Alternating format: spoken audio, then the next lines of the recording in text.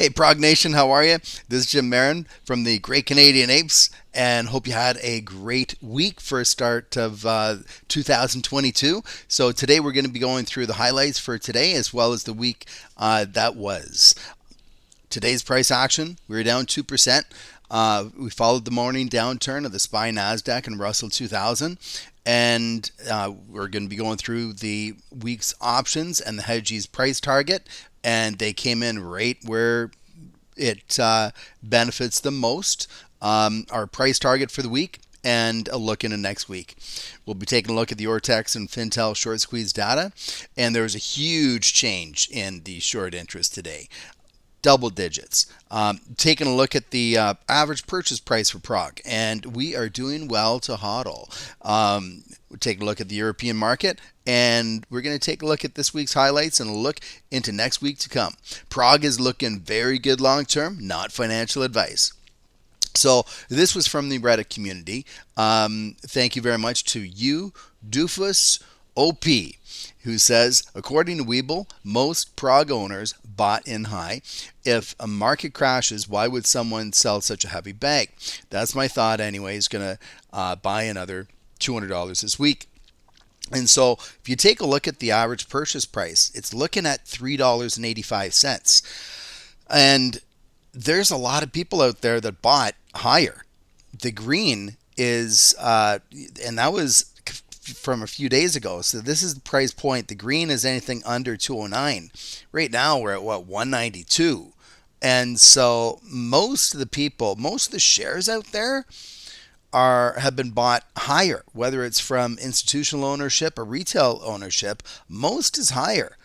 And people believe, I believe, that this is a solid company moving forward, which with amazing patents, etc. And why would you sell? I'm not selling at this point. I'm holding on for dear life, no problem, buying more. This is definitely a long-term play because I just don't see this big sea of red just giving in because they have stated that they have enough money to take them through to 2023. So why would anybody go and just sell right now? Even if it goes lower, so what? You don't lose if you don't sell. Now remember, so the average purchase price is in the high $3 range. The majority of people will not sell this at a loss and will hodl, I believe, through these bargain prices. We had the training through AMC. Remember AMC at $5 in February and into March, just after the January run-up. That was bargain prices. Then it ran up again nicely in June. That's what I'm looking for. As well, Jeffrey Farrell and Ethereum's dollar cost average per share is at least $3 per share. This came from one of the websites for Ethereum Capital with Jeffrey Farrell, and it basically shows that we had $177.1 million invested by Ethereum at an average per share price of roughly $3.03. So this is another big reason to hodl through these lower prices. If Ethereum's average cost is higher than $3, then it's a bargain at $1.92. On the Frankfurt market, PROG was down 2%. Previous close was 1.73 euros, opened at 1.75 euros, high of 1.75, low of 1.69, and closed at 1.69 euros for $1.92 US, which is exactly what the US closed at today. And again, Progenity is presenting recent findings at the ECCO 22 conference in Vienna, Austria, February 16th and 19th. And hello, everybody in Europe. PROG was down 3% for the day on the New York Stock Exchange. Previous close was $1.98, opened at $1.97, went up to the 205, came back down to a low of $1.91, and closed at $1.92 on very, very low volume, 6 million. And that's why I think everybody's just hodling. The shorties are manipulating the price just back and forth between themselves. The SPY was down 2 points at negative 0.4%. NASDAQ was down 145 points at negative 1%. Russell was down 1%. And let's take a look at the comparisons there. And so to compare the SPY and PROG. So again, right out of the gate, SPY drops, PROG drops. At 11 o'clock, goes up. 11 o'clock, goes up. And then meanders throughout the day. Trade sideways. Let's take a look at what's going on with the NASDAQ. Same deal. NASDAQ down right off the bat. Come 11 o'clock, goes up, meanders through the day. The exact same thing. Taking a look at the small cap Russell 2000. And same thing, out of the gate, down, 11 o'clock, goes up, meanders for the rest of the day. So we see that PROG definitely is just following the major markets, the SPY, the NASDAQ, the Russell 2000. To take a look at the price points during the day, then we do see several touch points here at the 202, so right around the 10 o'clock level. It was trying to break through there, but whatever the hedgies needed to do to be able to get their price pinning point at under $2, that's what they do. And there wasn't enough volume for anybody to stop it. And so after about 11 o'clock, 10 o'clock, then it started into this channel in between the 198. Had some support at the 195, then dropped down to the 192. Had some, that 195 then became some level of resistance, and then became a channel between 198 and 195. And then after 1 o'clock, then it just settled into the 192, 195, so that the hedges could get their way again and get those premiums in for the calls and the puts. And we'll take a look at that next. So we had today's level of support, $1.91, $1.95, $1.98. And we've been setting these daily, and they're true to them. So it's nice to see that there's some accuracy through figuring out what the hedges are trying to do. The levels of resistance were at 202 and 205. Past levels of resistance have been at 213 and 225, so we'll see that on the way up. Usually early week goes up, later in the week goes down. Levels to watch on the downside, $2, 191 and 179. Taking a look at the options that expire today, and no doubt the hedgie's price target was at $2. Take a look at the scale here. Anything greater than $2, 99% were out of the money for the calls. Only 1% in the money. For the puts, 94% in the money. Only 6% out of the money. The hedgies had a lot to gain if the closing price this week was less than $2, with 640,000 calls and 217,000 puts at $2. They continue to short the stock to have the price close under $2, and with the low days to cover number, they're able to come in and out of that. They're able to manipulate the price whatever they want. The price hovered around this all week, and this appears to be the real TA. Unfortunately, I love the Fibonacci, the the moving day average, the MACD, the RSI, etc. But really, this is the price action. It's whatever the calls and puts, whatever the best price is with this low volume. That's what it's going to be. Taking a look at Ortex data. We still see one hold, two buy, and at the average price of $6. So right now at $2, that would be a 300% return.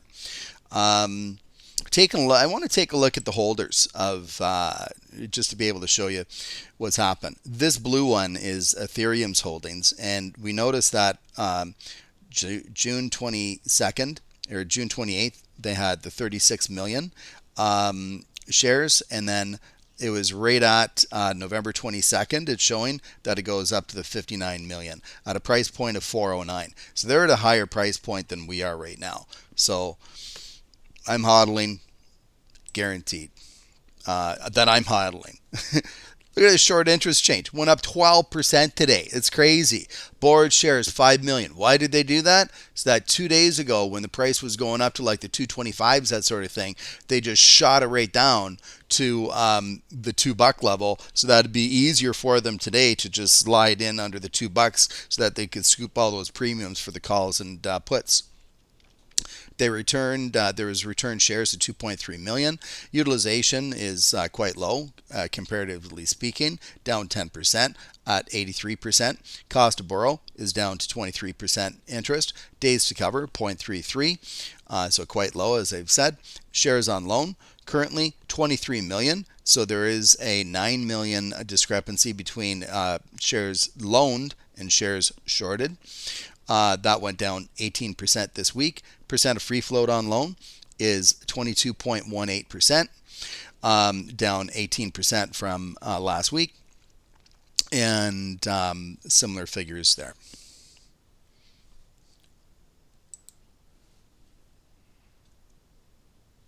Taking a look at Fintel. 15.5 shares shorted, 1.39 days to cover. Short interest percent float at 14.8. So the days to cover seems like it's getting larger, and we'll see what happens with that. It's still only 0.33 on Ortex, so we'll see. Dark pool short volume, 2.1 million shares. Dark pool short volume ratio for this little biofarm company that's worth less than $2 apparently, because that's what the price is. Price is the price is, but it's a made-up price. It's a manipulated price of under $2. Why is 51% going through the dark pool? That's craziness. There is 1.6 million shares available, so all kinds at a relatively low price of 16% interest.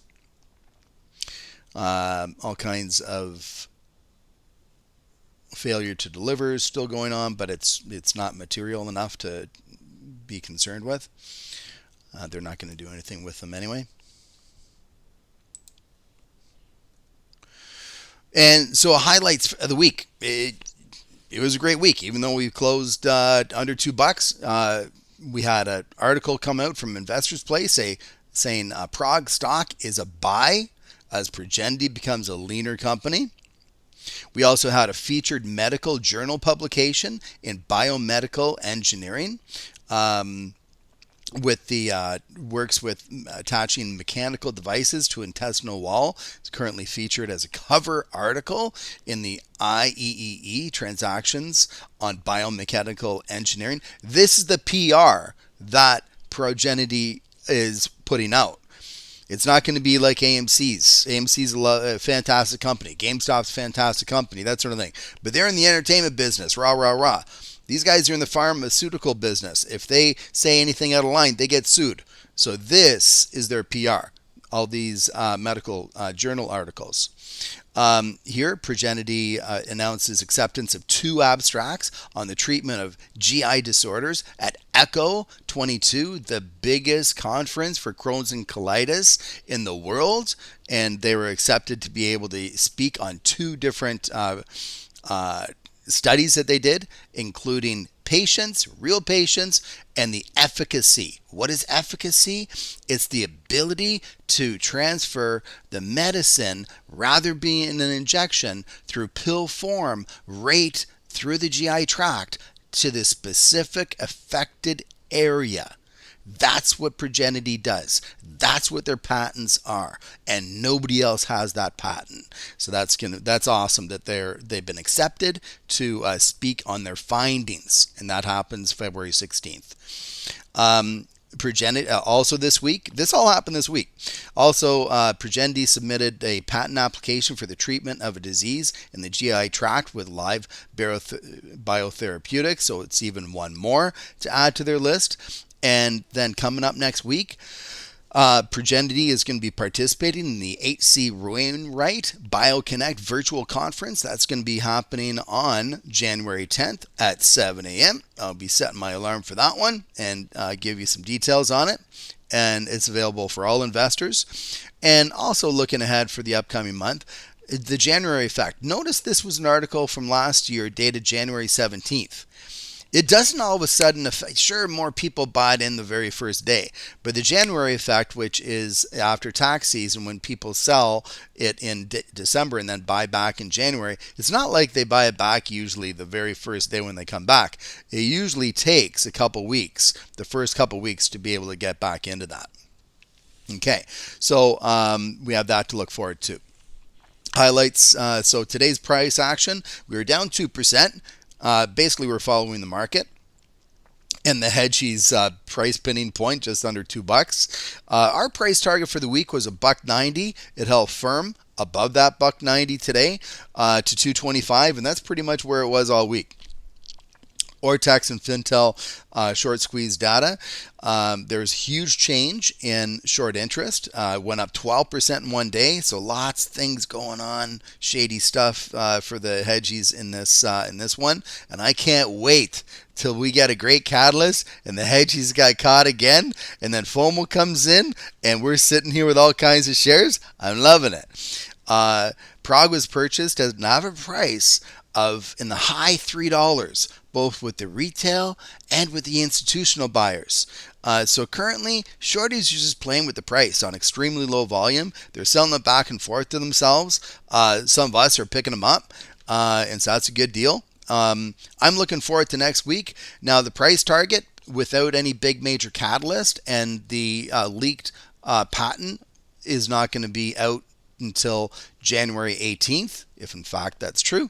But it's due out January 18th, so it's not next week. So I don't think things are going to go much higher next week. And so I think you're going to still see some bargain basement prices here in around the $1.75 to $2.25. PROG is looking very good long term from our good friend Trey Collins. This is not a dead cat, not financial advice. Have a great weekend, and we'll see you Monday night.